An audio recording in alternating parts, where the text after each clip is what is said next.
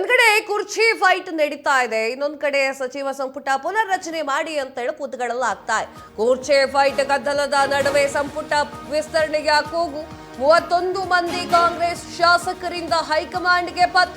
ಸ್ಥಳೀಯ ಚುನಾವಣೆಗೂ ಮುನ್ನ ಸಂಪುಟ ಪುನರ್ರಚನೆ.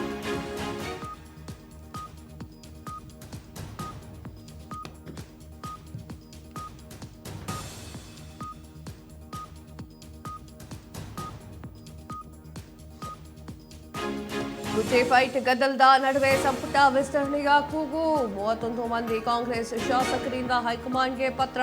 ಸ್ಥಳೀಯ ಚುನಾವಣೆಗೂ ಮುನ್ನ ಸಂಪುಟ ಪುನರ್ರಚನೆ. ಹೈಕಮಾಂಡ್ ಮುಂದೆ ಕೈ ನಾಯಕರಿಗಿಟ್ಟಂತಹ ಬೇಡಿಕೆ ಏನು? ಚುನಾವಣೆಯಲ್ಲಿ ಮೊದಲ ಬಾರಿ ಗೆದ್ದವರಿಗೆ ಸಚಿವ ಸ್ಥಾನವನ್ನ ನೀಡಿ, ಮೊದಲ ಬಾರಿ ಗೆದ್ದಿರುವಂತಹ 5 ಶಾಸಕರಿಗೆ ಸಚಿವ ಸ್ಥಾನವನ್ನ ನೀಡಬೇಕು. ಅನುಭವಿ ರಾಜಕಾರಣಿಗಳಿಗೆ ಮಾತ್ರ ಅವಕಾಶವನ್ನ ಕೊಡಲಾಗ್ತಾ ಇದೆ. ಪಕ್ಷ ನಿಷ್ಠೆ ಸೈದ್ಧಾಂತಿಕವಾಗಿ ಇರುವವರಿಗೆ ಅವಕಾಶವನ್ನ ನೀಡಿ. ಇದು ಮುಂದಿನ ಚುನಾವಣೆ ಗೆಲ್ಲಲಿಕ್ಕೆ ಸಹಕಾರಿ ಆಗುತ್ತೆ.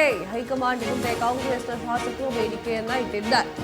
ಎಸ್ ವೀಕ್ಷಕರೇ, ಏನಾಯ್ತು? ಡಿ.ಕೆ. ಶಿವಕುಮಾರ್ ವರ್ಸಸ್ ಸಿದ್ದರಾಮಯ್ಯ ಅಂತ ನಡೀತಾ ಇರಬೇಕಾದ್ರೆ, ಕುರ್ಚಿ ಕದನ ಒಂದು ಕಡೆಗೆ ಜಾಸ್ತಿಯಾಗಿ ಸದನ ಮಾಡಬೇಕಾದ್ರೆ, ಇಲ್ಲಿ ಮತ್ತೊಂದು ಕಡೆ ಸಚಿವ ಸಂಪುಟ ಪುನರ್ರಚನೆಯ ಬಗ್ಗೆ ಮತ್ತೊಮ್ಮೆ ಮಾತನಾಡಲಾಗ್ತಾ ಇದೆ. ಸಚಿವ ಸಂಪುಟ ವಿಸ್ತರಣೆಯನ್ನ ಮಾಡಬೇಕು ಅಂತ ಹೇಳಿ ಕೂತುಗಳಲ್ಲಾಗ್ತಾ ಇದೆ. 31 ಶಾಸಕರು ಆಲ್ರೆಡಿ ಲೆಟರ್ ಅನ್ನ ಬರೆದು ಕೊಟ್ಟಿದ್ದಾರೆ. ಈ ಒಂದ್ ಕಡೆ ಬಜೆಟ್ ಮಂಡನೆಯ ಪೂರ್ವಭಾವಿ ಸಭೆಯನ್ನ ಮಾಡ್ತಾ ಬಜೆಟ್ ಮಂಡನೆ ಮಾಡಲಿಕ್ಕೆ ರೆಡಿ ಮಾಡಿಕೊಳ್ತಿರುವಂತಹ ಸಿದ್ದರಾಮಯ್ಯ ಹಾಗೂ ಡಿ.ಕೆ. ಶಿವಕುಮಾರ್ ದೆಹಲಿಗೆ ಆಗಾಗ ಹೋಗಿ ಬರ್ತಾ ಇದ್ದಾರೆ. ಎಲ್ಲ ಗೊಂದಲದ ನಡುವೆ ಕಾಂಗ್ರೆಸ್ ತನ್ನ ಅಧಿಕಾರದ ಚುಕ್ಕಾಣಿಯನ್ನ ಹಿಡ್ಕೊಂಡು ಏನೋ ಒಂದು ಅಭಿವೃದ್ಧಿ ಕೆಲಸವನ್ನೋ ಏನೋ ಮತ್ತೊಂದೋ ಮಾಡ್ಲಿಕ್ಕೆ ಹೊರಟಾಗ್ಲಿಲ್ಲ. ಒಳ ಜಗಳದ ಬೇಗುದಿ ಯಾವ ರೀತಿಯಾಗಿ ಕಾಣಿಸ್ತಾ ಇದೆ ಅಂತಂದ್ರೆ, ಅದು ಅರಗಿಸ್ಕೊಳ್ಳಕ್ ಸಾಧ್ಯವಾಗ್ತಾ ಇಲ್ಲ. 31 ಶಾಸಕರು ಕೊಟ್ಟಿರುವಂತಹ ಪತ್ರಗಳನ್ನ ನೋಡ್ತಾ ಹೋದ್ರೆ ನಿಮಗೂ ಗೊತ್ತಾಗ್ತಾ ಹೋಗುತ್ತೆ. ಹೈಕಮಾಂಡ್ ಮುಂದೆ ಕಾಂಗ್ರೆಸ್ನ ಶಾಸಕರು ಬೇಡಿಕೆಯನ್ನ ಇಟ್ಟಿದ್ದಾರೆ. ಎಲ್ಲೋ ಒಂದ್ ಕಡೆಗೆ ಕಾಂಗ್ರೆಸ್ನ ಶಾಸಕರು ಬೇಡಿಕೆಯನ್ನ ಇಡ್ತಾ ಇರುವಂತಹ ಈ ಸಮಯ ಸರಿಯೋ ತಪ್ಪೋ ಅಂತ ಗೊತ್ತಾಗ್ತಾ ಇಲ್ಲ. ಯಾಕೆ ಹಾಗಾಗ್ತಾ ಇದೆ ಅಂದ್ರೆ, ಒಂದ್ ಕಡೆ ಸಿದ್ದರಾಮಯ್ಯ ಅವರು ಬ್ಯುಸಿ ಆಗಿದ್ದಾರೆ. ಬಜೆಟ್ ಮಂಡನೆ ಮಾಡುವಂತಹ ನಿಟ್ಟಿನಲ್ಲಿ ಅಷ್ಟು ಯೋಚನೆಯನ್ನ ಇಟ್ಟುಕೊಂಡಿದ್ದಾರೆ. ಇನ್ನೊಂದ್ ಕಡೆ ಈ ರೀತಿಯಾಗಿ ಸಚಿವ ಸಂಪುಟ ಪುನರ್ರಚನೆಯ ಬಗ್ಗೆ ಮಾತಾಗ್ತಾ ಇದೆ. ಇದ್ರ ಬಗ್ಗೆ ಮಾತನಾಡಲಿಕ್ಕೆ ಜೋಯಲ್ ಪ್ರತಿನಿಧಿ ದೂರವಾಣಿ ಸಂಪರ್ಕದಲ್ಲಿ ಇದ್ದಾರೆ. ಎಸ್ ಜೋಯಲ್, ಇಲ್ಲಿ ಕಾಂಗ್ರೆಸ್ನಲ್ಲಿ ಸಚಿವ ಸಂಪುಟ ವಿಸ್ತರಣೆಯನ್ನ ಮಾಡಿ ಪುನರ್ರಚನೆಯನ್ನ ಮಾಡಿ ಅಂತ ಹೇಳಿ 31 ಜನ ಶಾಸಕರು ಪತ್ರವನ್ನ ಬರೆದಿದ್ದಾರೆ.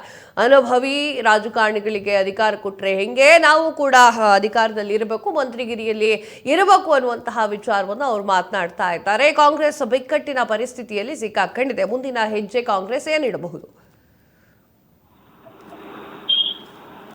ಕಾವ್ಯ, ರಾಜ್ಯ ಕಾಂಗ್ರೆಸ್ನಲ್ಲಿ ನಾಯಕತ್ವ ಬದಲಾವಣೆ ಚರ್ಚೆಯ ಬೆನ್ನಲ್ಲೇ ಸಚಿವ ಸಂಪುಟ ಪುನರ್ರಚನೆ ಮಾಡಬೇಕು ಅಂತ ಆಗ್ರಹಿಸಿ ಮೊದಲ ಬಾರಿಗೆ ಆಯ್ಕೆಯಾಗಿರುವಂತ, ಅಂದ್ರೆ ಕಾಂಗ್ರೆಸ್ನಿಂದ ಆಯ್ಕೆಯಾಗಿರುವಂತಹ 31 ಶಾಸಕರು ಹೈಕಮಾಂಡ್ ನಾಯಕರಿಗೆ ಪತ್ರವನ್ನ ಬರೆದಿದ್ದಾರೆ.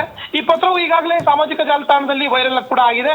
ಎಐಸಿಸಿ ಅಧ್ಯಕ್ಷರಾಗಿರುವಂತಹ ಮಲ್ಲಿಕಾರ್ಜುನ್ ಖರ್ಗೆ, ಲೋಕಸಭೆಯ ವಿರೋಧ ಪಕ್ಷದ ನಾಯಕರಾಗಿರುವಂತಹ ರಾಹುಲ್ ಗಾಂಧಿ, ಪ್ರಧಾನ ಕಾರ್ಯದರ್ಶಿಯಾಗಿರುವಂತಹ ಕೆ.ಸಿ. ವೇಣುಗೋಪಾಲ್, ಹಾಗೇನೆ ರಾಜ್ಯದ ಉಸ್ತುವಾರಿಯಾಗಿರುವಂತಹ ಸುರ್ಜೇವಾಲಾ ಅವರಿಗೂ ಕೂಡ, ಹಾಗೇನೆ ಮುಖ್ಯಮಂತ್ರಿ ಸಿದ್ದರಾಮಯ್ಯ, ಡಿಸಿಎಂ ಡಿ.ಕೆ. ಶಿವಕುಮಾರ್ ಅವರ ಎಲ್ಲರಿಗೂ ಕೂಡ ಈ ಒಂದು ಪತ್ರವನ್ನ ಬರೆಯಲಾಗಿದೆ. ಅವರೆಲ್ಲರ ಹೆಸರನ್ನ ನಮೂದಿಸಿ ಪತ್ರವನ್ನ ಬರೆಯಲಾಗಿದೆ.